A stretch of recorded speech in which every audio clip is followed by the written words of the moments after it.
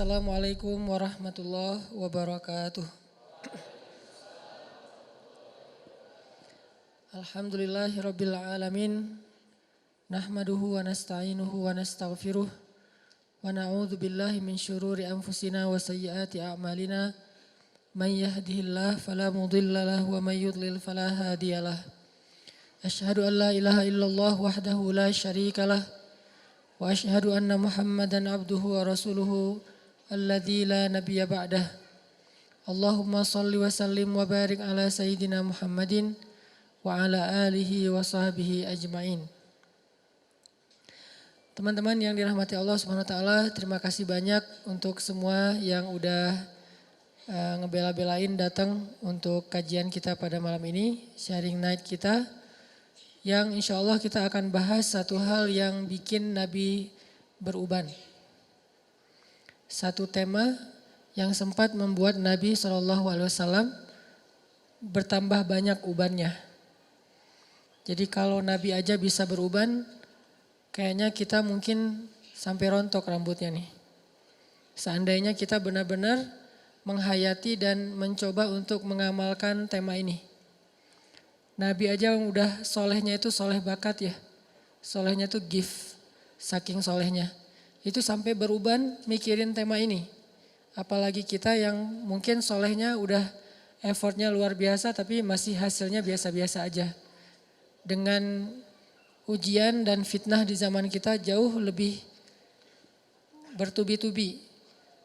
Kalau kata Nabi tentang zaman kita itu seperti potongan-potongan malam. Makin lama makin nambah fitnahnya, bukan makin berkurang. Ujiannya makin bertambah, bukan makin berkurang. Sehingga tema malam ini adalah tema yang sebetulnya serius. Walaupun tidak harus kaku, tapi tema yang penting bisa dibilang Islam itu cuma ada dua. Syahadat, istiqomah, udah itu aja.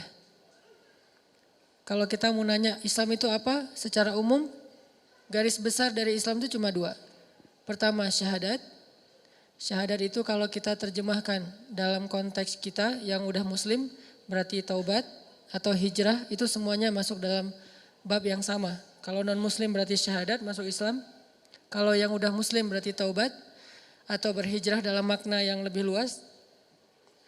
Berarti Islam itu cuma hijrah sama istiqomah. Kalau kita benar-benar bisa ngejalanin dua tema ini udah cukup buat kita. Kalau dalam bahasa surat Ali Imran tuh, ya ayyuhalladzina amanu ittaqullaha haqqa tuqatih wa la tamutunna illa wa antum muslimun. Cuma dua itu. Ittaqullaha haqqa tuqatih wa la tamutunna illa wa antum muslimun. Belajar taat kepada Allah dan jangan berubah lagi sampai mati. Belajar untuk mencari ridha Allah dan jangan lagi berpaling sampai akhir hayat, last breath gitu, sampai nafas terakhir kita. Belajar untuk memprioritaskan Allah dan jangan lagi mengganda dengan yang lain sampai akhir hayat kita. Kalau kita bisa kayak gini, maka kita menjadi orang-orang yang muflihun, orang yang beruntung. Cuman dua itu doang tuh Islam. Kalau kita sederhanakan. Tapi kalau kita breakdown, ketaatan itu kan macam-macam ya. Ada ketaatan dalam bentuk belief, yaitu iman. Siapa yang paling kita yakini.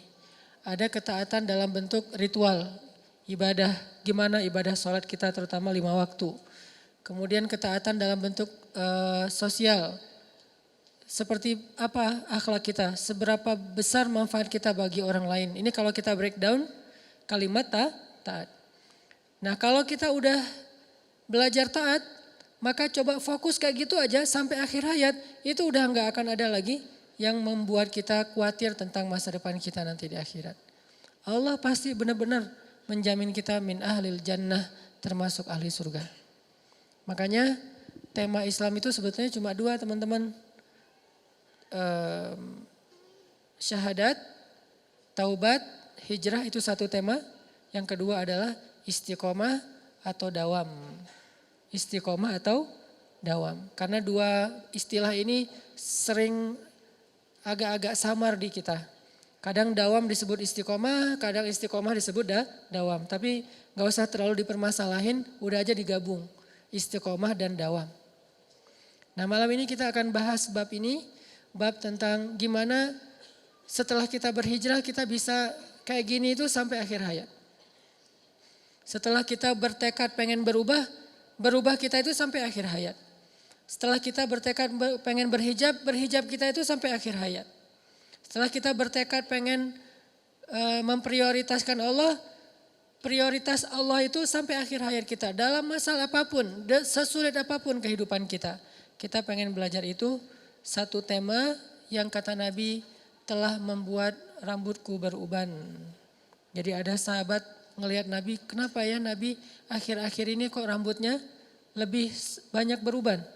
Cepat gitu, yang sebelumnya gak kayak gitu, sekarang lebih cepat, kayak banyak masalah. Kata Nabi apa? Syayyabatni, telah menjadikan aku beruban, suratu Hud wa ikhwatuha. Telah menjadikan aku beruban, surat Hud dan ayat-ayat yang ada di dalamnya. Salah satu ayat di dalam surat Hud yang membuat Nabi cepat beruban itu adalah ayat istiqomah. Coba kita buka surat Hud. Surat ke-11 ayat 112. Ini salah satu ayat yang bikin Nabi cepat beruban. Surat ke-11 ayat 112.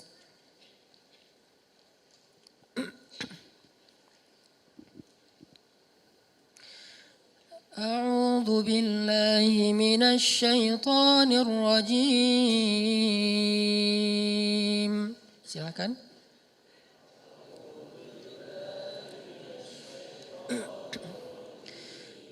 Bismillahirrahmanirrahim.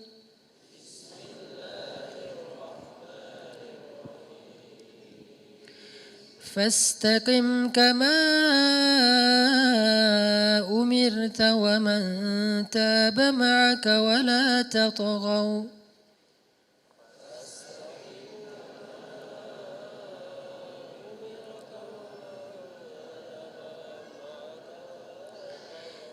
Innahu bima ta'maluna basir.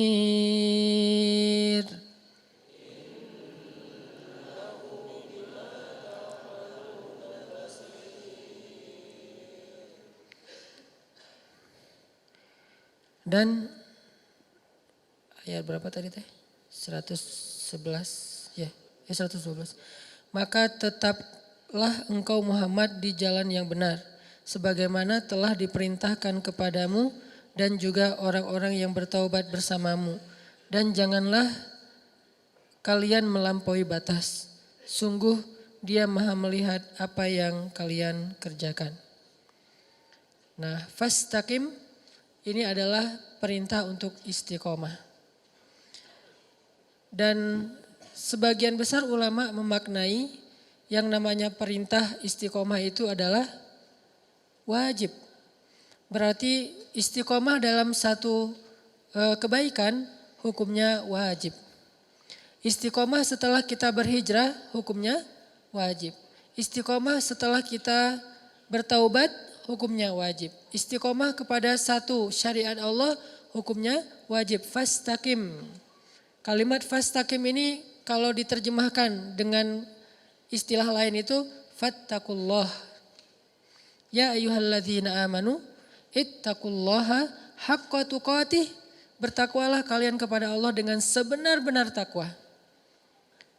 Atau dalam ayat yang lain disebutkan dengan istilah wasbir. Dan bersabarlah.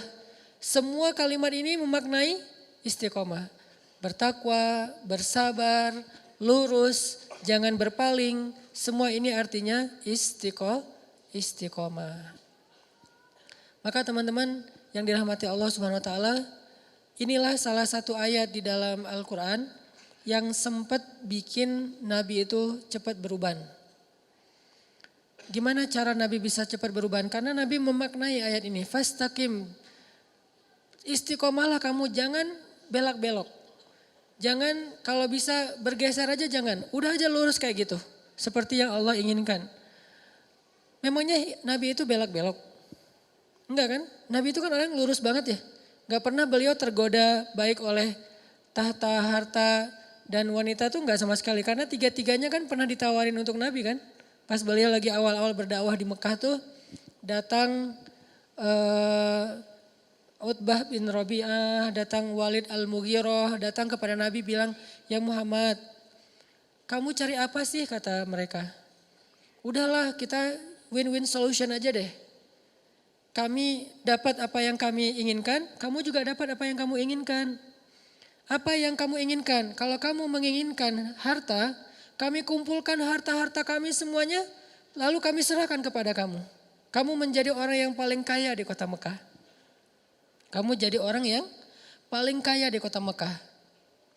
Ini kalau dalam konteks kita tuh, kita lagi hijrah, kita lagi pengen benar, tiba-tiba dapat kayak tawaran-tawaran kerjaan yang kita tahu hasilnya itu syubhat atau haram.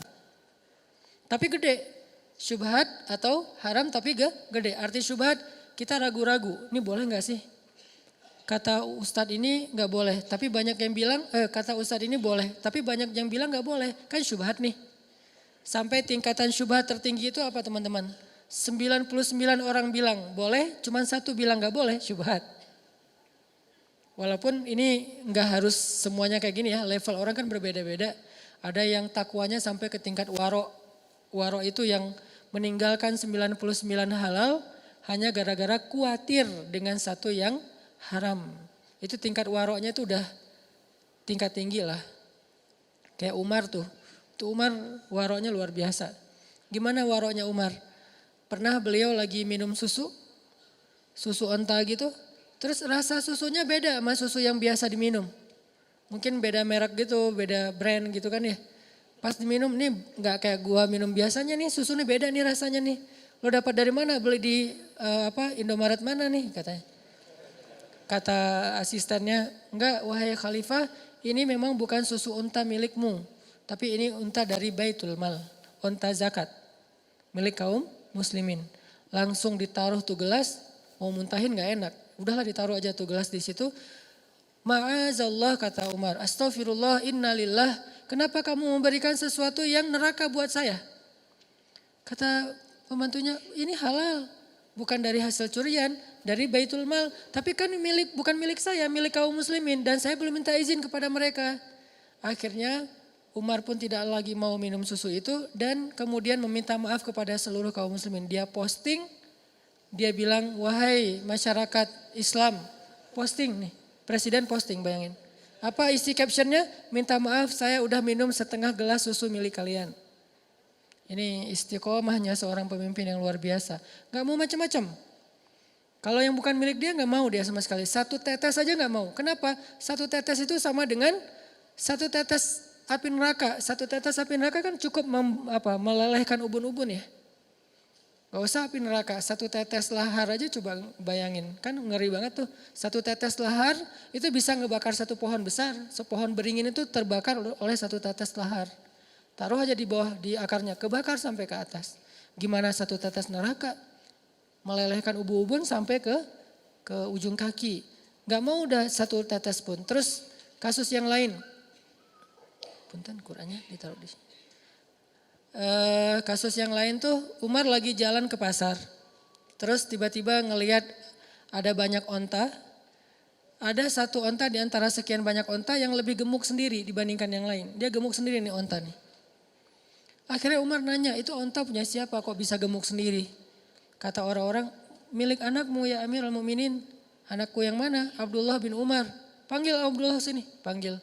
"Ada apa ayah?" "Abdullah, kenapa onta kamu gemuk sendiri dibandingkan onta yang lain?" "Ya, saya nggak tahu. Ya saya ngasih makan dari cara yang halal, saya kasih minum dari cara yang halal." Kata Umar, "Enggak. Pasti orang-orang mendahulukan ontamu daripada onta yang lain karena dianggap engkau anaknya Amirul Mukminin. Mereka akan memberikan rumput yang terbaik untuk ontamu sebelum onta-onta yang lain karena engkau anak Amirul Mukminin. Berikan air kepada onta anak Amirul Mukminin. Berikan rumput kepada onta anak Amirul Mukminin. Sehingga ontamu lebih gemuk sendiri dibandingkan onta yang lain." Tapi saya nggak pernah minta mereka melakukan itu. Tapi walaupun engkau nggak minta, mereka tetap melakukan itu, kata Umar. Terus gimana nih? Keputusan saya, kata Umar, jual ontamu itu ke pasar. Dengan harga pasaran, sama. Lalu keuntungannya, lalu hakmu adalah mengambil seharga ketika engkau membeli unta itu masih kecil. Bibit unta. Itulah hakmu. Sisa keuntungannya serahkan kepada Baitul Mal. Apa kata anak Amirul Mukminin? Sam'an wa ta'atan ya Amirul Mukminin. Sami'na wa ata'na wahai ayah. Gak ada protes-protes. Ini artinya bukan dia doang nih yang istiqomah. Dia mengistiqomahkan keluarganya. Bahkan pernah dia nyuruh anaknya itu ngembaliin hadiah gara-gara dapat hadiah dari temannya di Syam. Syam itu Suriah kalau sekarang. Salah satunya Damaskus. Anaknya Umar itu dapat hadiah dari Damaskus, dari temannya kayak gitu. Gak tahu lagi ulang tahun atau lagi apa, pokoknya dikasih hadiah aja. Pas sampai di Madinah dilihat sama Umar, ini dari mana nih hadiahnya nih? Kata anaknya, dari teman saya di Damaskus. Wah, balikin, kata Umar. Kenapa dibalikin? Sesungguhnya dia tidak memberikan hadiah ini kecuali karena dia melihat engkau sebagai anak Amirul Mukminin. Kalau engkau bukan anak presiden, emang dia akan ngasih hadiah? Ya saya nggak tahu. Maka dari itu kembalikan, yang bukan hak kita dibalikin. Saking luar biasanya istiqomah. Dan Nabi pernah diuji dengan yang kayak gini nih. Diteladani oleh Abu Bakar, diteladani oleh Umar. Teladan Abu Bakar apa? Ketika Abu Bakar hidup bersama seorang perempuan yang menikahi 3 laki-laki ahli surga tiga-tiganya. Siapa namanya? Asma bintu Umais. Cewek yang punya 3 suami, tiga-tiganya ahli surga. Bukan poliandri ya. Dia nikah, terus suaminya meninggal, nikah lagi, suaminya meninggal, nikah lagi, suaminya meninggal. 3 kali nikah. Dan 3 kalinya, tiga-tiganya itu ahli surga. Suami pertama Ja'far, Nabi menyebutnya Tayyar, seorang laki-laki yang punya sayap di surga, itu Ja'far. Nanti kalau teman-teman masuk surga ngelihat ada yang terbang-terbang, itu Ja'far namanya. Jangan foto, ini siapa sih? Jangan, udah ketahuan Ja'far. Gak tahu, gak pernah ikut talim ya. Ja'far namanya kalau yang punya sayap di surga. Kedua suaminya Abu Bakar, udah dijamin surga dalam banyak hadis. Yang ketiga suaminya Ali bin Abi Thalib. Jadi 3 kali nikah, tiga-tiganya punya anak. Dan 3 suaminya itu adalah min ahlil jannah mubasysyirina bil jannah. Orang yang dijamin masuk surga. Nah di masa Asma jadi istrinya Abu Bakar. Jadi Asma ini bisa dibilang satu-satunya perempuan yang pernah jadi ibu negara 2 kali. Pas istri Abu Bakar sama pas jadi istri Ali. 2 kali jadi ibu negara. Dan dia ibu negara pertama dalam Islam. Asma bintu Umais. Nah pas masa dengan Abu Bakar kan pedagang kain aslinya. Terus sejak dia jadi khalifah dia udah gak ngurus dagangannya sampai lama-lama habis aja bangkrut. Terus diputuskan oleh syuro bahwa Abu Bakar dapat gaji dari Baitul Mal. Gaji dari pemerintah gitu. Nah gajinya kecil. Sejak digaji keluarga Abu Bakar ini gak pernah makan daging lagi di rumah.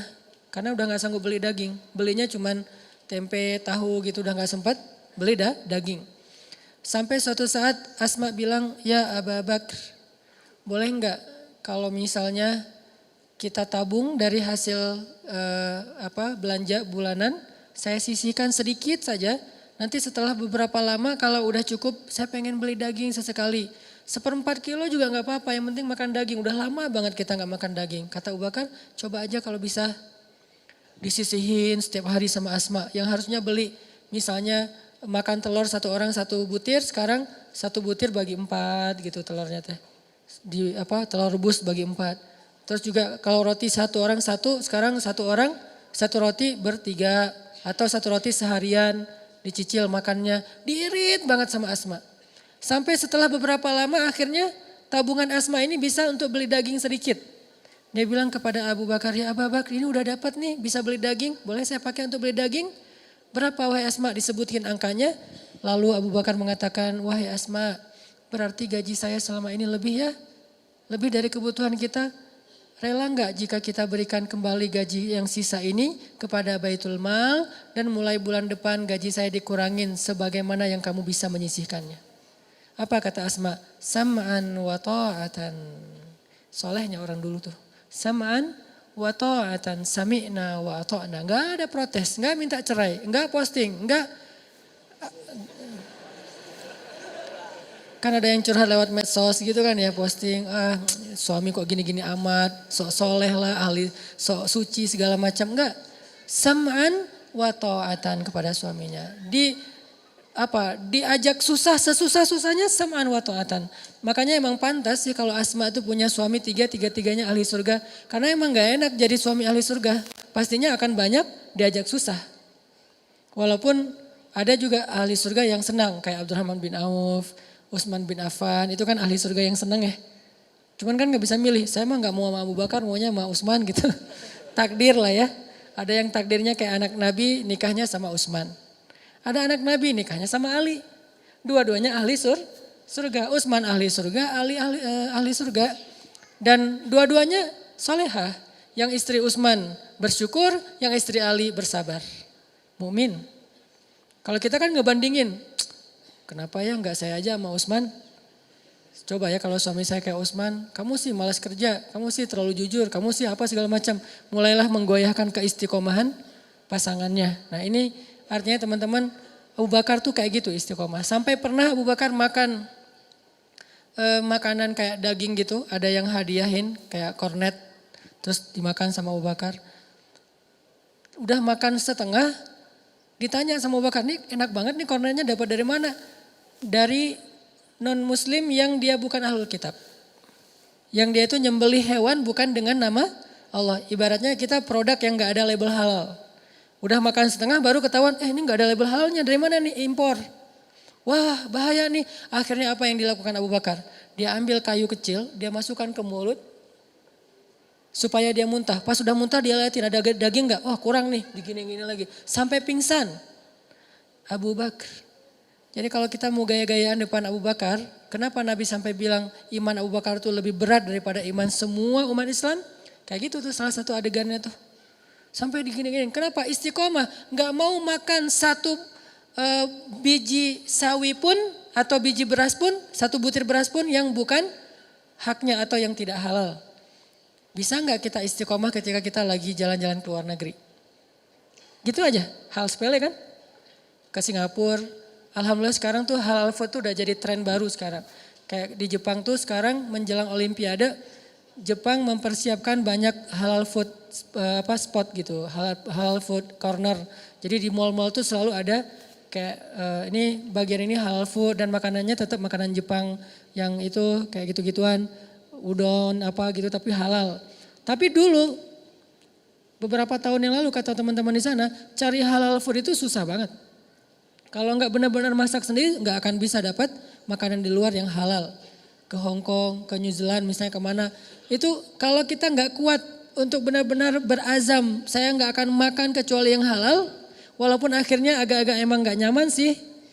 Harus masak sendiri atau dimasakin temen. Atau mungkin carinya di pasar itu nyari dulu kemana yang ada kebab Turki baru dimakan. Atau yang makanan India.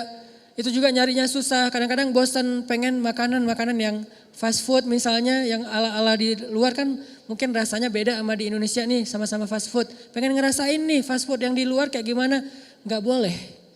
Ini namanya istiqomah. Kalau bisa kayak gini aja nih udah dijamin masuk surga. Baru bab makanan yang bukan dalam keadaan lapar banget loh ya. Makanan yang sebetulnya masih banyak pilihan. Itu aja kadang-kadang kita udah ujian kan, udah PR nih. Udahlah gak usah terlalu fanatik-fanatik abang jadi orang. Kadang-kadang setan ngebisikin gak apa-apa nanti tinggal taubat. Kan suka gitu ya. Udah aja sekarang mah nanti tinggal taubat. Sesekali lah gitu. Nah ini kadang-kadang bikin kita agak-agak lemah. Disitulah PR kita nih. Mujahadah kita, usaha kita tuh, effort kita di situ. Setelah kita berhijrah, setelah kita taubat, udah coba effortnya cuman fokus dengan istiqomah saya mah gak mau ngelanggar. Saya bilang pengen main boleh tapi jangan bikin dosa. Pengen have fun boleh tapi jangan nambah dosa. Pengen nongkrong boleh tapi jangan lalai buat kita jadi jauh dari Allah.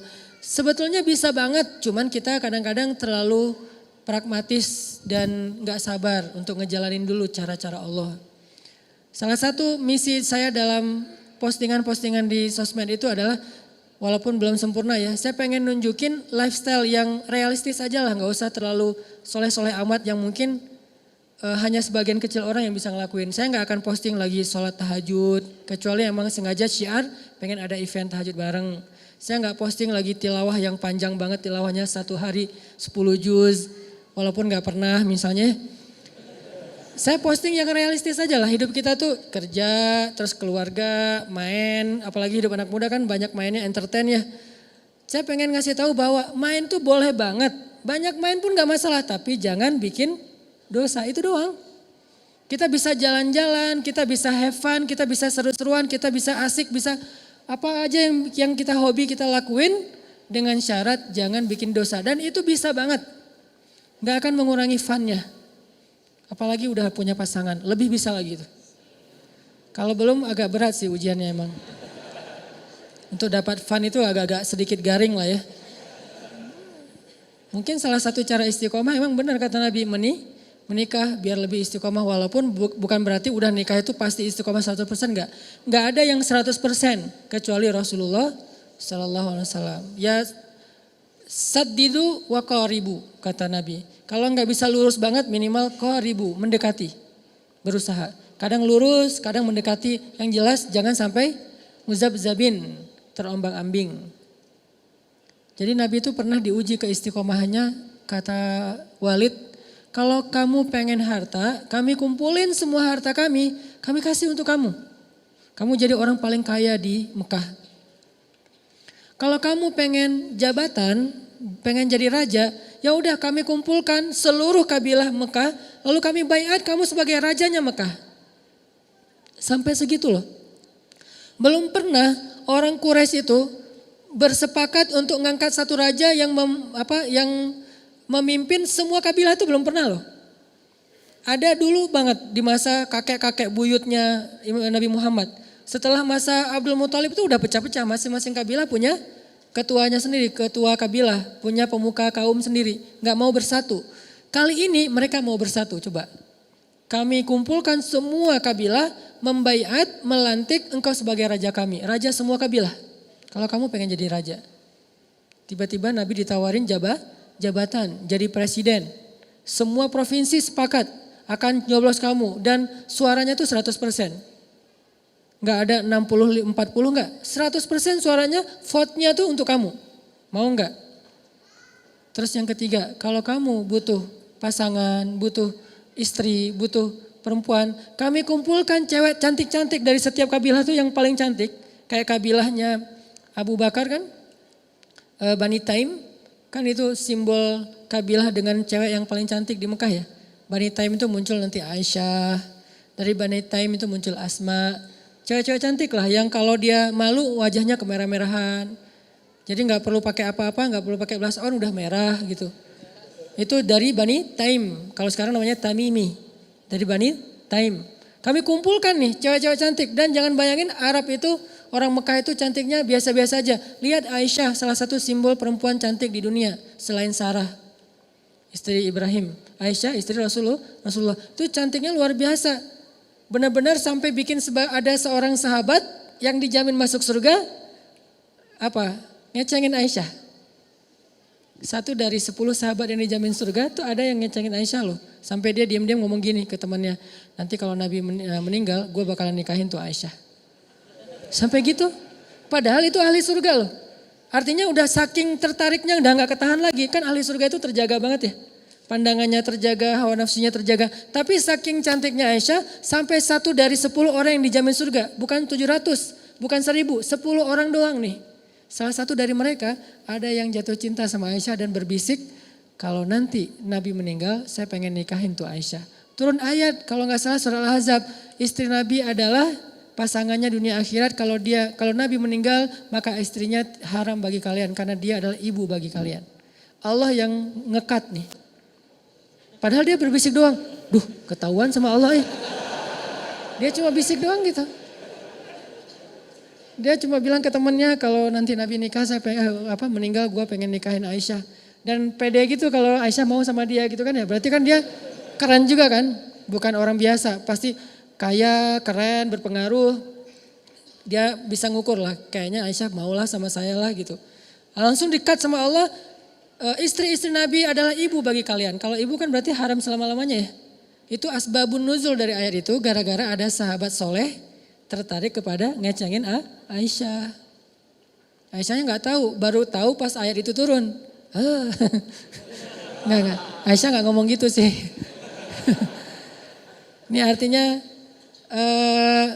cewek cantik Mekah itu memang sampai Nabi itu kadang-kadang bilang cewek Mekah itu lebih cantik daripada cewek Madinah.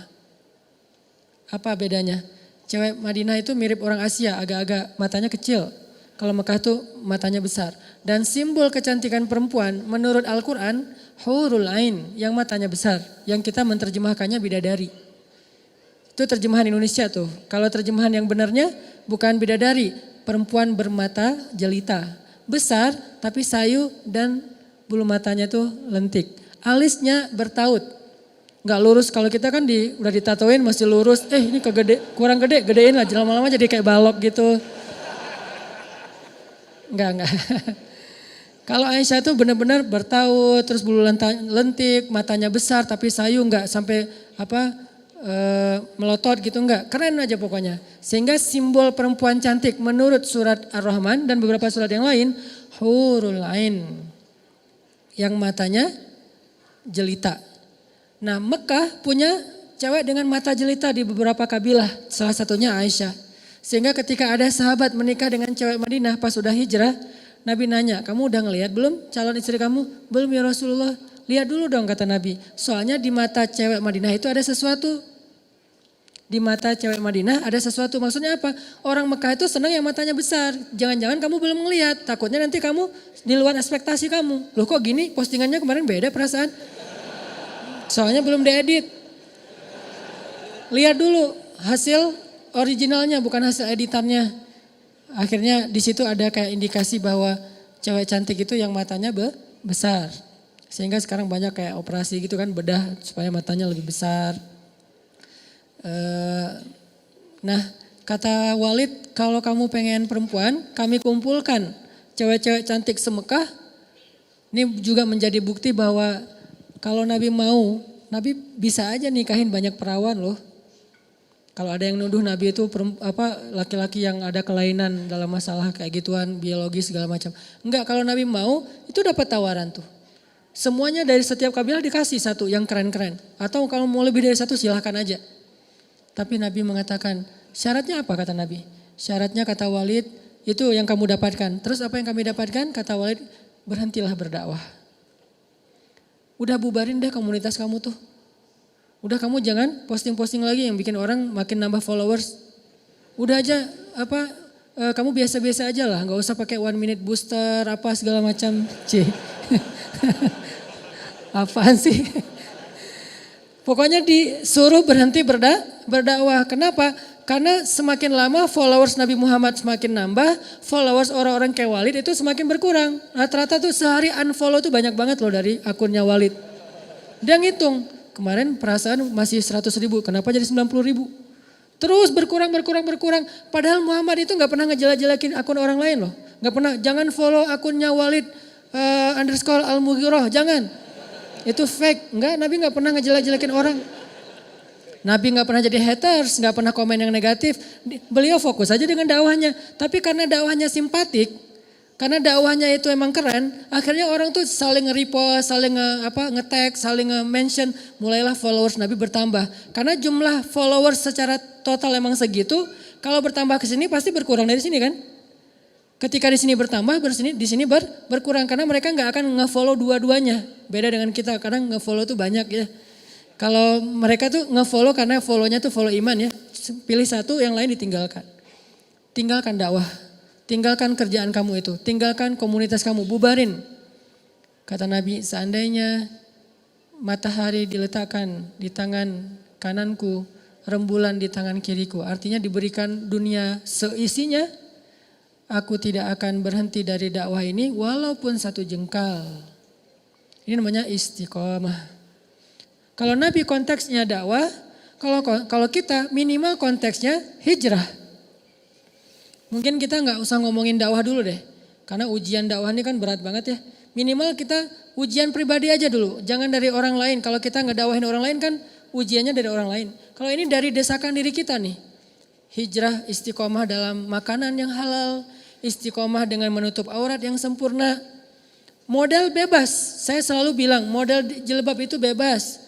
Silakan mau pakai tutorial hijab yang gimana aja terserah deh. Yang penting menutup auratnya dengan baik. Bisa sampai ke lutut, bisa cuma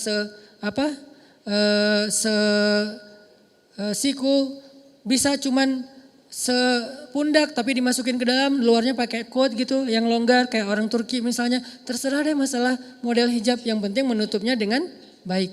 Dan kata baik ini nanti ditafsirkan lagi dalam bab fikih.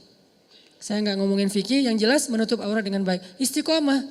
Kadang-kadang ujiannya apa? Ujiannya panas, sehingga kita akhirnya agak-agak mikir nih, dia kan cuma sepupu doang, padahal sepupu itu kan bukan muhrim ya, kan cuma sepupu doang, dari kecil juga main bareng dan gak ada perasaan juga. Bukan masalah perasaan kita dan bukan masalah perasaan dia. Gue percaya kok dia gak ada perasaan apa-apa ke saya juga gak ada perasaan ke dia. Kita saling percaya, tapi kita gak percaya sama setan. Kita tuh bukan mencurigai teman kita, bukan gak yakin dengan diri kita curiga sama setan. Kayak jalan berdua nih. Kan kita udah temenan dari dulu. Lu kayak gak kenal gua aja, kenal. Terus lu ada perasaan yang aneh-aneh tentang gua? Enggak, biasa aja. Terus gua yakin banget sama lu, gua yakin sama diri sendiri, tapi gua gak yakin sama setan. Karena dia yang ketiga di antara kita. Dialah yang yuwaswis. Jadi orang ketiga itu bukan yang nikung kita. Orang ketiga itu bukan yang dengerin curhat. Orang yang ketiga itu bukan yang modus. Orang ketiga itu adalah setan, yuwaswisu fi sudurin nas. Jadi kita tuh bukan gak percaya sama teman kita. Kita bukan gak percaya sama sepupu. Dia gak akan ada perasaan, Ustadz ke saya. Kalau gak ada perasaan kan gak apa-apa. Bukan masalah dianya, nanti setan. Gimana maksudnya Ustadz? Yuwaswis. Awalnya gak ada perasaan, tiba-tiba datanglah setan. Membisikkan sesuatu di dalam hatinya, muncullah rasa tertarik. Rasa tertarik itu nuktah. Jadi satu noda hitam di hati dia. Tiba-tiba sholat udah gak bisa khusyuk. Dia gak sengaja ngelihat aurat kita, tapi gara-gara gak sengaja terus jadi kayak ada perasaan apa gitu. Oh ternyata putih juga ya, ternyata cantik juga ya, ternyata bening juga ya. Jadilah sholatnya gak khusyuk. Gara-gara sholat gak khusyuk, jadilah hidupnya gak khusyuk. Kalau hidup udah gak khusyuk sehari, 2 hari, sebulan, 2 bulan, bahaya tuh. Sehari aja hidup kita gak khusyuk, itu udah mulai bahaya. Apalagi sampai berminggu-minggu, berbulan-bulan, itu bisa bikin kita gampang banget ngelakuin dosa-dosa besar. Dari situ kan setan bermain. Makanya istiqomahnya tuh, walaupun sepupu juga, walaupun cuma sebentar, walaupun di rumah, tetap aja menutup aurat walaupun panas banget. Jakarta, Surabaya, Palu, ini beberapa kota yang saya pernah datang dan panas banget ya. Di Aceh tuh. Di rumah aja panas, apalagi kalau nggak ada AC. Dan di rumah tuh kalau lagi mudik gitu, yang ngumpul kan sepupu-sepupuan tuh. Istri saya kalau lagi mudik kan ketemu sama sepupunya semua. Sepupu itu muhrim bukan, yang muhrim itu orang tuanya sepupu, paman, bibi itu muhrim. Tapi sepupunya bukan. Terus gimana caranya? Kalau di depan orang tuanya boleh buka jilbab, tapi kalau pas datang anaknya langsung tutup. Panas Ustadz. Nah itulah yang disebut dengan istiqomah. Laki-laki juga gitu, istiqomah mencari rezeki yang halal untuk istri dan anak-anaknya. Minimal cari untuk diri sendiri dulu, yang halal. Pastikan itu halal. Kalau sedikit aja ragu-ragu, gak mau deh. Nah ini istiqomah.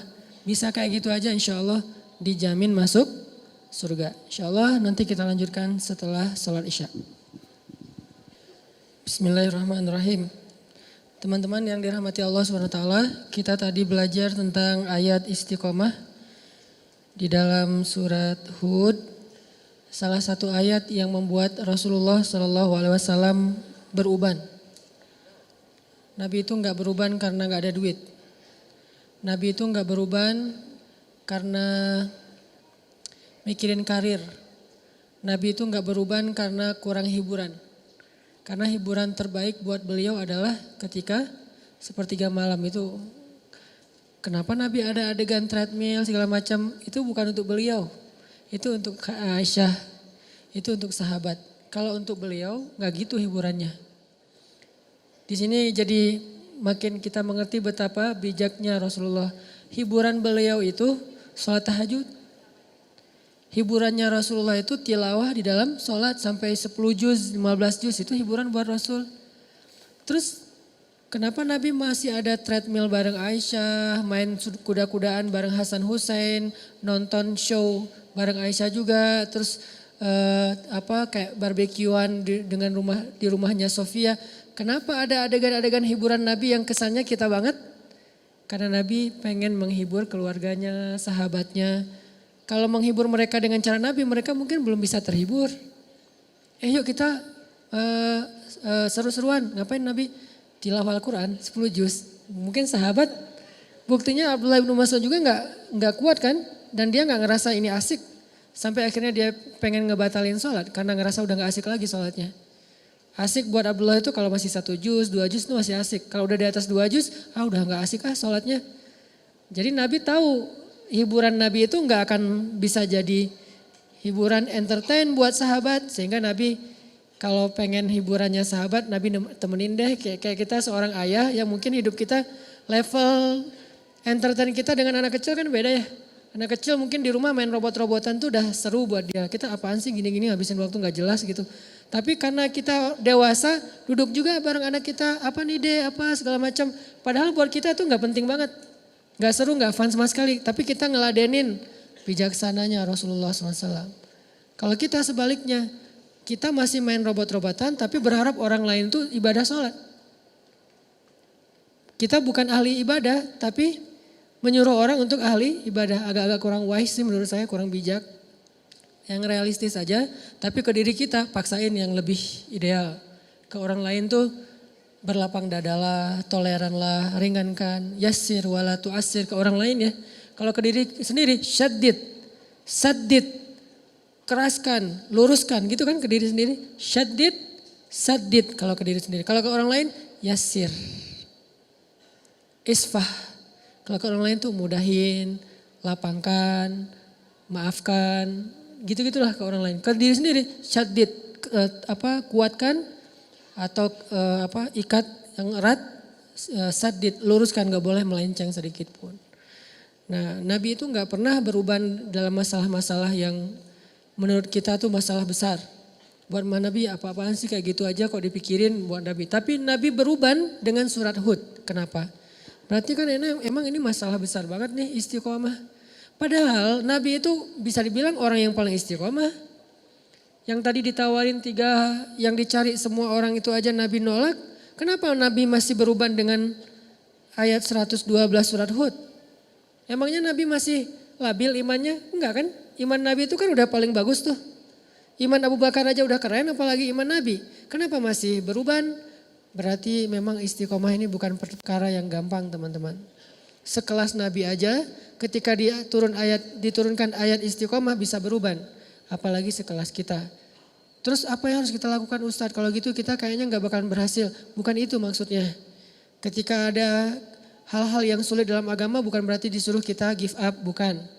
Tapi disuruh kita untuk terus berusaha, jangan menyerah. Karena emang gak akan berhasil sekali, maksudnya kayak gitu. Kalau kalian pengen istiqomah sekali, gak akan berhasil. Coba lagi, gagal, ulangi lagi, gagal, ulangi lagi. Terus saja, sampai benar-benar sampai di level istiqomah. Kayak dulu kalau misalnya kita suka ngabisin waktu yang agak-agak kurang berkualitas sih, kayak main game gitu. Awal-awal main game kan langsung, baru pertama main udah kalah ya. Terus nyoba lagi naik level kalah, nyoba lagi level 2 menang, level 3. Sampai akhirnya kita bisa tuntasin tuh game. Ini kenapa dalam urusan kayak gitu kita entertain, kita bisa begitu istiqomah, komitmen banget, kekeh gitu. Nah dalam agama, dalam kebaikan, gak usah ngomongin istilah agama deh, dalam kebaikan aja. Kalau kita bisa kekeh, kita bisa, pokoknya saya pengen banget jadi orang yang istiqomah dalam kebaikan-kebaikan, maksud Allah coba lagi. Gak berhasil coba lagi, gagal dikit coba lagi, melendoi coba lagi. Terus aja coba. Ini istiqomah teman-teman. Sampai Nabi aja beruban. Artinya Nabi itu mikir banget pengen istiqomah. Kayak misalnya saya catat beberapa kebiasaan kita kayak misalnya pas lagi reunian gitu ya, ketemu dengan muatan teh. Kalau ketemu sama dia terus jadi pengen balikan gitu kan ya. Apalagi kalau pas ketemu tuh jadi kayak teringat, dia pakai baju yang dulu kita pas udahan dia pakai baju itu loh. Jadi kayak flashback langsung balik lagi ke cerita-cerita dulu kita pernah jalan ke sini, dulu kita pernah seru-seruan, kita pernah gila-gilaan bareng, kita pernah apa segala macam gitu kan ya. Kayak hilang akal berdua, terus jalan kayak orang mabuk gitu di tengah jalan, tengah malam, terus teriak-teriak, terus marah-marah di bawah hujan gitu. Apa maunya kamu? Enggak, aku cuma pengen kamu. Udah rame gitu-gitu. Terus jadi kegoda nih pengen balikan. Nah istiqomah adalah pokoknya saya udah azam bertekad saya nggak akan balikan kecuali dengan cara halal. Itu istiqomah tuh. Dia kayak ngasih harapan lagi gitu. Mulai akun lo apa sih gue pengen ngefollow. Mulai ada cari-cari harapan, ngasih-ngasih harapan gitu. Mulai caper-caperan, mulai basa-basi lagi. Ada sinyal-sinyal pengen balikan. Tapi kita tahu dia nggak mau serius, arti serius dia nggak pengen halal, cuman pengen seru-seruannya doang. Berarti istiqomah di sini adalah saya nggak bakalan balikan kecuali dengan saya terima nikahnya kamu. Kamu ambil deh cincinnya, pakai Bruno Mars lah pokoknya, marry you. Kalau lo pengen balikan, ya udah ambil cincin ini kita nikah aja. Terus habis itu kita bisa seru-seruan, gila-gilaan habis nikah. Nah ini namanya istiqomah nih, nggak mau balikan kecuali dengan cara terhormat. Terus kayak lagi punya duit, ngelihat ada teman kita kayak bedah plastik gitu, apa bibirnya pengen disuntik, jadi lebih tebal misalnya kan ya, kan lebih keren, lebih seksi gitu. Gue berapa sih kalau mau pengen nebelin bibir? Oh cuman 7 juta. Wah gue ada nih uang hadiah ulang tahun gue dari nyokap misalnya 5 juta, terus dari ayahnya 5 juta, 10 juta nih. Bisa nih kayaknya gue suntik-suntik bibir biar lebih tebal gitu kayak siapalah gitu, gak usah disebut namanya. Nah ini kan godaan ya, kita bisa tapi gak boleh, itu kan godaan banget tuh. Kalau pengen tapi gak bisa, ini gak terlalu ngegoda sih. Pengen dan mampu itu godaan banget tuh. Pengen tapi gak mampu, ya sabar aja. Gue sabar orangnya, kenapa? Gak bisa juga, gak mampu gitu. Tapi kalau bisa, mampu, kayaknya udah gak ada masalah, kita masih nahan, berarti istiqomah insya Allah. Jalan nih, duitnya sih nipis, tapi jalan bareng teman-teman. Lihat Onitsuka gitu kan ya, wah nih modelnya warnanya gua banget nih. Misalnya dia senang warna-warna tanah gitu, warnanya, oh ini coklat nih Onitsuka, terus lagi ngetren gitu kan anak-anak SMA pada pakai, teman-teman sekelas pada pakai. Semuanya Onitsuka, kecuali saya sendiri yang masih pakai apa gitu kan ya. Yang lain pada Onitsuka pengen beli, tapi nggak ada cash, nggak cukup juga duitnya, harus nyicil. Jangan deh, tabung dulu sampai bisa beli tanpa harus nyicil misalnya. Ini orang istiqomah. Dia punya prinsip, tapi prinsip itu berlaku untuk dirinya, nggak dia paksain untuk orang lain. Karena ketika prinsip hanya dipaksakan kepada orang lain, dia tuh jadi orang yang gak nyaman buat orang lain, udah gak asik lagi. Kalau prinsip itu dia paksain buat dirinya, ke orang lain dia lebih kayak tadi tuh toleran, dia paham, mengerti pengertian ke orang lain, semua orang berproses. Itu dia tetap orang soleh dan asik. Orang jadi gak asik tuh kan gara-gara memaksakan prinsip ke orang lain ya. Padahal dia sendiri juga belum kayak gitu. Nah, jangan maksain, tapi kita contohin, kita bikin itu sesuatu yang buat dia aku pengen lo kayak kamu, orangnya tuh gak kegoda walaupun di antara teman-teman yang pada misalnya lagi naik gunung gitu. Udah lama dia udah berhenti ngerokok nih. Pas kali-kalinya lagi pengen ke gunung, dingin, yang lain pada udah coba aja sebatang. Enggak lah, gue mah daripada ngerokok mending gue permen aja deh gitu misalnya. Ini istiqomah kan, dia udah komitmen gak bakalan ngerokok lagi karena kata dokter itu gak sehat untuk dia. Dia pernah sampai masuk rumah sakit gara-gara itu. Udah dia azam, dia bertekad gue berhenti ngerokok. Teman-temannya semuanya ngerokok, dia gak akan nyalahin orang lain. Kalau lain ngerokok enggak. Yang penting saya udah gak lagi sekarang. Soalnya Dia mungkin pakai bahasa-bahasa yang lebih santai lah. Kata dokter udah gak boleh soalnya gue ada kayak paru-paru gitu. Nah ini orang yang istiqomah tetap asik. Jangan sampai kita sok istiqomah gak asik pula. Istiqomah belum, gak asiknya ya. Kenapa? Karena kita juga belum punya prinsip hidup tapi maksain orang tuh harus berprinsip. Ini gak enak banget nih. Toh Nabi aja kayak tadi tuh, beliau punya standar ideal banget tapi ke orang lain gak pakai standar itu. Jadi Nabi itu punya 2 standar loh, standar diri sama standar orang lain. Kalau standar diri sendiri, yang saya sering share, sholat qobliyah zuhur itu 4 rakaat, itu standarnya Nabi. Tapi begitu sholat qobliyah zuhurnya di depan orang lain, pakai standar orang, 2 rakaat aja deh yang ringan. Standar Nabi, tahajud itu 1 rakaat 5 juz, 5 juz 1 rakaat. Tapi kalau sholatnya bareng dengan orang lain, bacanya yang ringan-ringan aja deh. Al-Muluk aja dibagi 2 misalnya. Sesekali doang Al-Muluk dibaca 1 utuh, 1 rakaat. Kenapa? Karena Nabi itu orangnya soleh, asik.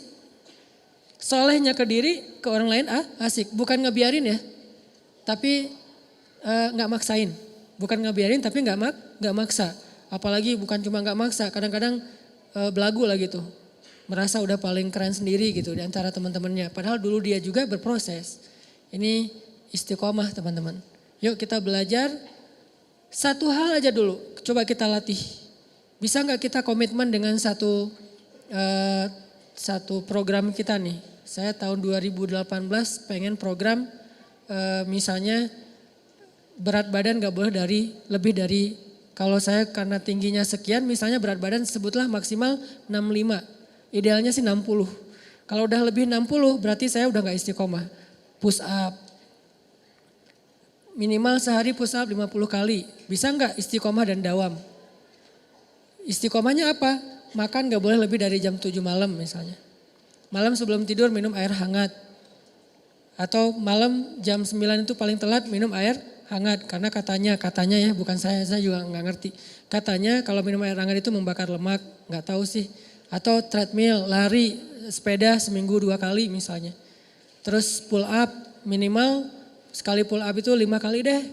Kalau nggak mau banyak-banyak 5 kali. Latih terus. Nah dawam dan istiqomah dengan pantangan-pantangan. Dawamin programnya, istiqomah dengan pantangannya. Nggak boleh kebanyakan gula, nggak boleh kebanyakan soda. Mulai belajar minum kopi sedikit gula sampai minum kopi nggak pakai gula. Terus juga nggak pakai soda. Yang soda-soda mulai ditinggalkan. Terus lama-lama mulai dawamin air putih, makan makanan yang sehat, pola hidup, tidur yang cukup. Semua ini adalah istiqomah dan dawam. 1 hal aja, pokoknya saya pengen ikut sunnah yang kayaknya kece nih. Apa? 6 pack. 2019 harus jadi nih badan. Terus latihan, gak mungkin kan 6 pack tapi yang lain gak kebentuk ya. Yang namanya 6 pack insya Allah kebentuklah semuanya, puncaknya di perut. Kalau gak 6 pack minimal 3 lah. 3 juga udah cukup. Atau kalau gak 3 juga minimal gak offset lah. Rata gitu ya nih, bisa rata aja udah keren banget tuh. 2018 gue pengen rata. Mungkin badannya tuh gak sekeren Adirai tapi minimal bisa dibilang otot gitu. Nah ini jalanin, dawamin programnya, istiqomahin pantangannya. 1 hal aja. Kalau mau ngomongin hal-hal yang sifatnya sunnah tapi kece gitu. Kalau mau sunnah yang lebih bold dan gak usah diomongin ke orang lain, pokoknya 2018 gue pengen hafal 5 juz. Ini bold ya, bukan yang lebih entertain. Buat sendiri aja, pengen 5 juz. Gak usah diumum-umumin, gak usah posting 2018 5 juz, ngapain diposting? Ya kayak gitu-gitu. Kalau yang mau diposting banyak main, banyak manfaat, gak apa-apa posting. Kan gak ada riak juga kan? Wah main riak, gak apa-apa kalau main riak mah ya. Tapi kalau saya posting banyak tilawah, banyak salawat, agak-agak gimana gitu. Karena saya ngerasa belum banyak tilawahnya. Masa saya tilawah misalnya sekali sejuz sehari, bilang banyak. Sementara guru saya, anggota dewan di Jakarta tuh sehari 10 juz. Dan itu dari sejak kelas 6 SD udah kayak gitu. Sehari 10 juz murajaah hafalannya. Berarti 3 hari khatam, 3 hari khatam. Beliau baru boleh bikin tagline banyak tilawah. Udah kita baru 1 juz gak usah bikin banyak tilawah. Udah aja yang realistis lah, banyak main tapi jangan banyak dosa. Karena kalau main ria nggak masalah, nggak akan menggugurkan pahala main ya. Ustaz, jangan ria tuh dengan main. Emang pahala gitu. Kalau niatnya untuk dakwah mungkin pahala, tapi setidaknya amanlah dibandingkan ibadah. Coba 2018 saya pengen 5 juz. 5 juz itu setahun, jangan dikejar sebulan, nggak bakalan jadi tuh. Kecuali kita benar-benar fokus tinggal di pesantren yang hafal Quran, kayak nggak ngapa-ngapain. Kalau normalnya mah untuk kita lebih realistis setahun deh 5 juz. Mumpung saya masih 19 tahun nih, target nikah 24 tahun, ada 6 tahun kan, 6 tahun setahun 5 juz. Jadi tuh akad nikah, Qul a'udzu birabbin nas. Wah gitu doang. Jangan lupa ini ayat surat terakhir yang saya hafal dari Al-Baqarah maksudnya. Bukan Qul a'udzu birabbin nas baru mulai ya. Qul a'udzu birabbin nas itu udah selesai. Maharnya apa? Seperangkat alat sholat. Maharnya apa? 1 gelang, 1 cincin, 1 rumah, 1 mobil. Ditutup dengan surat An-Nas. Daripada ditutup dengan surat Al-Baqarah, Alif Lam Mim misalnya. Surat An-Nas. An-Nas setelah dia menghafal dari Al-Fatihah sampai Al-Falaq ditutup dengan An-Nas. Bisa tuh 6 tahun, setahun 5 juz dibagi.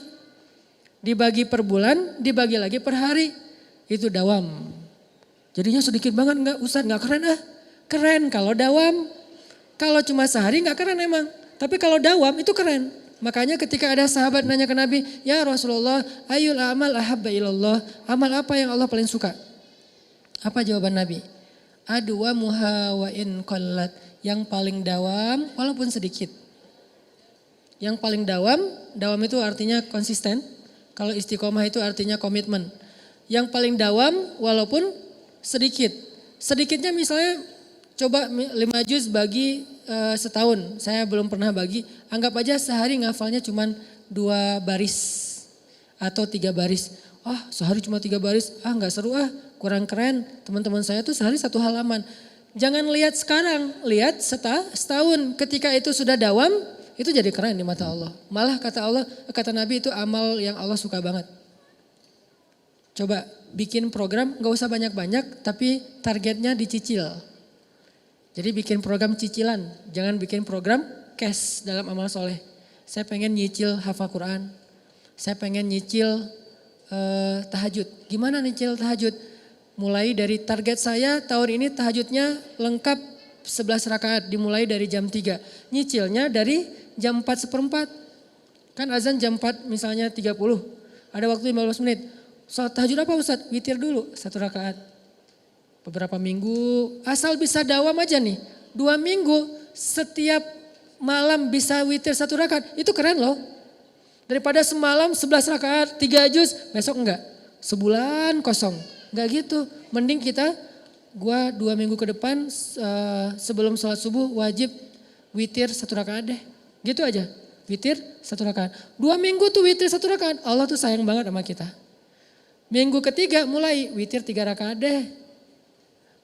Bulan berikutnya tambah tahajud 2 rakaat, witir 3 rakaat. Mulai bangun jam 4, mulai bangun jam 4 kurang seperempat, mulai setengah 4, mulai setengah 4 kurang, mulai jam 3. Jam 3 udah mulai normal nih, jaga tren itu tuh. Kalau udah dijaga setahun, insya Allah itulah amal yang paling disukai Allah. Baru disebut ahli tahajud. Kalau belum, namanya bukan ahli tahajud, pernah tahajud.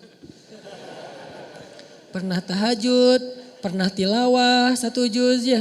Pernah puasa Senin Kamis, pernah sedekah, pernah doang. Pahala sih, cuman nanti di akhirat enggak digolongkan dalam golongan itu. Kan di akhirat itu ada golongan ya. Yauma idzi yasdurun nas ashtatan. Ashtatan itu artinya kelompok-kelompok. Masing-masing ada komunitas. Nanti di akhirat itu ada komunitas subuhan, ada komunitas tahajudian. Ada komunitas sedekah, ada komunitas kayak duha gitu. Nah ada orang yang di komunitas mana aja dia ikut. Kayak kita sekarang seneng ngegeng gitu. Geng sana ikut, geng sini ikut. Anak-anak parkur dia main, anak-anak BMX dia main, anak-anak skate dia main, anak-anak motor dia jalan juga touring. Artinya kan dia gaul banget ya. Karena semua bisa, BMX bisa, parkur bisa, skate bisa, mau motoran bisa. Anak sepeda dia ngegoes kemana ikut. Berarti dia bisa semua nih. Di akhirat ada yang kayak gitu juga sih. Tahajud ada dia, duha ada dia, sedekah ada dia. Yang parah gak ada di mana-mana, sendiri doang nih. Kenapa bisa sendiri? Karena dia pernah tahajud, pernah duha, pernah sedekah, pernah tilawah, bukan ahlinya. Lihat ahli dengan pernah bedanya dawam dan istiqomah. Jadi kalau kita pengen punya komunitas nanti di padang mahsyar, komunitas itu beda loh treatmentnya sama sendiri. Komunitas itu biasanya dapat banyak kemudahan nanti di padang mahsyar. Kenapa? Saling mentestimoni gitu. Ya udah kayak kita misalnya check in under group dengan sendiri. Kalau FIT kita jalan sendiri tuh harga tiket lebih mahal satu. Kalau beli tiket grup itu lebih murah. Kedua, pas check in bagasinya kalau sendiri overweight itu bakalan bayar per kilo kan. Kalau under group overweight satu disubsidi sama teman-teman yang kurang gitu kan. Nah itu logika sederhana di akhirat juga gitu. Kalau kita overweight dikit nanti udah deh ntar saya gantiin. Atau misalnya harga tiketnya kemahalan tuh masuk surga gak apa-apa kalau beli grup lebih murah. Emang kayak gitu kaidahnya, kaidah jamaah. Karena berjamaah itu lebih berkah. Nah gimana biar masuk komunitasnya? Jadilah ahlinya. Gak bakalan jadi ahli kalau cuman pernah. Walaupun pernahnya tuh, saya pernah tuh. Kayak saya pernah sholat tarawih semalam 10 apa 15 juz di Mesir. Pernah tapi nggak berulang. Kapok. Sekali doang. Itu juga nggak sengaja diajak sama guru saya, Hanan yuk ikut tarawih. Imamnya bagus. Kan saya kayak imam hunter gitu kan, mencari-cari imam yang keren gitu, yang bacaannya bagus saya cari tuh. Enak soalnya. Dan saya pasti milih softnya di luar masjid. Walaupun yang terbaik di soft pertama, tapi untuk sholat sunnah saya pengen nyoba di luar, imamnya bagus dan soundnya di Mesir itu bagus-bagus tuh. Jadi kita kayak lagi nongkrong tapi ngedengerin sholat. Nah waktu itu imamnya emang bagus, tapi Al-Baqarah, Ali Imran, An-Nisa, Al-Maidah, Al-An'am, sampai At-Taubah, sampai Yunus. Masya Allah nih imam ngeri banget. Tahajud dari mulai habis Isya, selesainya gak sempat makan sahur. Antara 10 sampai 15 juz. Cuman sekali doang. Dan nyesel pula tuh. Gak tahu berpahala apa enggak nih. Nyeselnya kayak saya jadi pas saya baca cerita Abdullah bin Mas'ud yang sholat di belakang Nabi terus dia kayak nyesel gitu, saya kebayang karena saya juga pernah ngerasain kayak gitu. Sholat di belakang Nabi nih Abdullah bin Mas'ud. Pertama enak lama-lama loh kok lama banget nih gak ruku-ruku. Lama-lama Abdullah mengatakan tahu gini saya gak akan ikut dari awal. Dia ngebatin kayak gitu. Saya juga kayak gitu pas saat tahajud. Tahu gini saya gak mau ikut sama Syekh.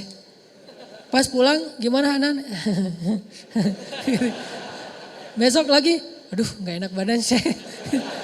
Gak mau lagi seumur-umur. Sampai sekarang kalau dibawa lagi ke Mesir gak mau saya. Kenapa? Gak kuat bayangin tahajud dari Isya sampai menjelang sahur. Dan sahur di Mesir itu bukan imsak kayak kita. Sahurnya batasannya tuh azan subuh.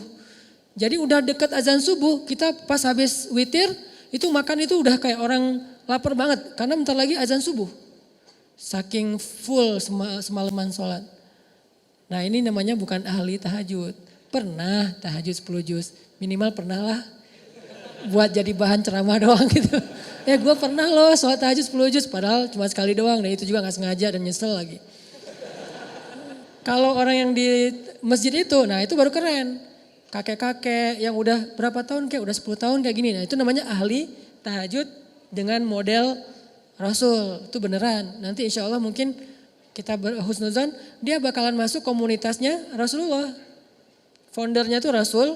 Terus anggotanya tuh orang-orang yang tahajud kayak Ibnu Abbas, Abdullah bin Zubair, kayak gitu-gitulah anggota-anggotanya. Termasuk yang di masjid Sayyidah Zainab nama daerahnya. Masjid Sayyidah Zainab itu kalau kayak saya yang cuma pernah sekali nggak masuk komunitas. Tapi berpahala nggak? Kalau ikhlas tetap berpahala. Pahala sama komunitas itu beda. Pahala itu reward. Kalau komunitas itu kayak dapat satu anggota, tanda anggota tuh. Bukan reward doang. Jadi tanda anggota dan beda nanti treatmentnya di akhirat. Dawam istiqomah. Istiqomah di sekolah tuh teman-teman semuanya punya pasangan. Pacaran gitulah. Kita istiqomah sendiri. Kan keren ya, soalnya gak ada yang mau misalnya.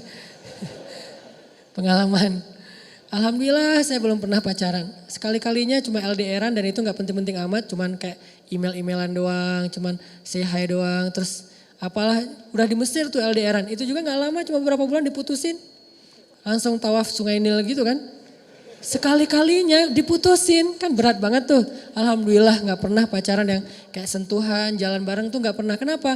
Alhamdulillah gak ada yang mau. Lo mau gak sama gue? Enggak males banget. Lo mau gak? Enggak males banget, semuanya males banget. Ya udah deh gue sendiri aja. Alhamdulillah. Gara-gara gak pernah jadi kayak jadi ada obsesi yang terpendam gitu kan. Pokoknya saya pengen pacaran yang gila-gilaan. Terwujud setelah halal. Makanya bisa habis-habisan, bisa totalitas, bisa kemana-mana. Pokoknya pengen ngabisin waktu pacaran aja deh berdua. Nah ini artinya istiqomah. Walaupun penyebabnya kadang-kadang emang nasib sih. Istiqomahnya nasib. Kenapa gak pacaran tadi? Gak ada yang mau. Gak menarik, gak berprestasi, gak tajir juga, gak keren. Dulu. Sekarang juga enggak gitu ya. Sombong. Nah artinya teman-teman bisa enggak nih di SMA nih anak-anak SMA ya. Apalagi yang masih SMA. Teman-teman yang lain tuh kayak semuanya pada punya pasangan gitu. Kalau misalnya pas liburan sekolah jalan kemana. Terus di bangkunya ada nama dia masing-masing ditulis di bangku gitu. Kita bangku kosong gitu kan ya. Rapi banget bangkunya. Gak ada tulisan siapa-siapa gitu. Nah ini namanya istiqomah. La tahzan. Jangan khawatir kalau kita istiqomah. Kenapa? Orang yang istiqomah itu kan identiknya kadang-kadang dia kayak kesepian ya. Sendiri, gak punya teman. Terutama ketika dia hidup di lingkungan yang lain pada seru-seruan. Dia sendiri yang gak seru. Akhirnya kayak gak dilibatin. La tahzan kalau kita ngerasa sendiri. Kenapa? Nahnu awliyaukum fil hayatid dunya wa fil akhirah. Kata Allah, kami akan nemenin kamu. Kami, bukan saya, kami. Siapa kami? Allah dan para malaikat. Cuman kita gak ngelihat doang. Tapi sebetulnya kita tuh punya geng. Ketika kita istiqomah itu kalau kita ngerasa gara-gara istiqomah jadi sendiri. La tahzan, jangan khawatir. La tahzan, jangan berkecil hati. La tahzan, jangan sedih. Nahnu awliyaukum fil hayati dunia. Kami temenin kamu di dunia. Dan nanti kami temenin kamu di akhirat. Allah yang janjiin bakalan nemenin kita. Tanpa niat kita ngejauhin orang lain ya. Orang yang ngejauhin kita gak ada pengen ngejauhin orang. Kalau kita yang pengen ngejauhin orang lain, itu beda babnya. Itu kesannya kita kayak eksklusif gitu, gak boleh. Tapi kalau orang yang ngejauhin kita gara-gara gak bisa diajak happy-happyan, seru-seruan kayak gitu. La tahzan, jangan sedih. Nahnu awliyaukum. Kami akan nemenin kalian kata Allah di dalam Al-Quran. Mudah-mudahan ini jadi motivasi buat kita. Coba program 2018 ini ke depan mau ngeistiqomahin dan ngedawamin project apa nih? Gak usah banyak-banyak deh, satu aja. Dan jangan terlalu berat, ringan tapi dawam, konsisten. Mudah-mudahan nanti jadi sesuatu yang berat. Baik yang sifatnya ibadah, ataupun iman, hijrah, ataupun moral, akhlak, ataupun hal-hal yang sifatnya entertain tapi positif. Gak apa-apa, olahraga, main apa aja lah pokoknya selama itu positif. Karena yang kemarin saya bahas di Unisba, main juga berpahala dalam Islam. Coba ambil satu hal terus dawamin. Oh saya pengen dawam tahun ini misalnya nilai apa gitu. Nilai harus bagus. Ya udah coba satu proyek aja. Proyek pribadi. Mudah-mudahan kita tergolong di antara orang-orang yang kata Allah. Nahnu awliyaukum fil hayati dunya wa fil akhirah. Kami adalah teman-teman bagi kalian. Penolong, pelindung yang nemenin kalian di dunia dan di akhirat. Terakhir, doa istiqomah yang diajarkan oleh Rasulullah SAW yang terkenal adalah Ya muqallibal qulub, tsabbit qalbi ala dinik. Itu doa istiqomah. Karena kalau nggak ditetapkan hati oleh Allah, hati kita kan memang sifatnya gampang kegoda ya. Ya muqallibal qulub. Setiap hari doa itu, setiap hari. Insya Allah saya yakin Allah akan kuatkan hati kita. Kalau saya belajar istiqomah dulu tuh istiqomah, gak mau saya makanan yang gak halal tuh gak mau. Saya diundang ceramah di beberapa korporat yang menurut saya syubhat dan haram. Saya ceramah, pas pulang kadang-kadang dikasih amplop gitu, saya terima tapi saya gak mau makan. Saya ambil tuh amplop, saya kasih ke fakir miskin. Kok ke orang lain dikasih Ustadz? Kalau ke fakir miskin halal, kalau ke sayanya gak boleh. Kadang saya diundang ceramah, Ustadz boleh ceramah di kantor kita, kantor apa? Adalah kayak gitu. Oh ya boleh. Biasa pulang, Ustadz ini buang uang transport, saya ambil. Diambil, langsung cara saya cari tetangga atau siapa bagi-bagi walaupun dia taunya saya seolah-olah saya ngasih padahal bukan saya. Jadi nambah silaturahim kan. Kenapa? Saya nggak mau banget mengasih makanan untuk anak-anak saya yang bikin mereka ntar nggak dengar nasihat saya. Karena udah bercampur daging dan darahnya dengan yang gak halal. Susah dengar nasihat, susah khusyuk. Nanti mereka jadi moralnya rusak, akhlaknya jadi nggak baik lagi. Istiqomah itu aja dulu yang saya pastikan. Ternyata alhamdulillah bisa berkah juga tuh rezeki. Allah kasih kok rezeki dari cara-cara yang halal dan berlebih, lebih dari kebutuhan. Nah ini artinya la tahzan, gak usah khawatir. Walladzina jahadu fina lanahdiyannahum subulana wa may yattaqillah yaj'al lahu makhraja. Yang bersungguh-sungguh di jalan kami kasih jalan-jalan keluar. Siapa yang taat kepada Allah, Allah kasih jalan keluar. Mudah-mudahan ini bermanfaat. Barakallahu li wa lakum.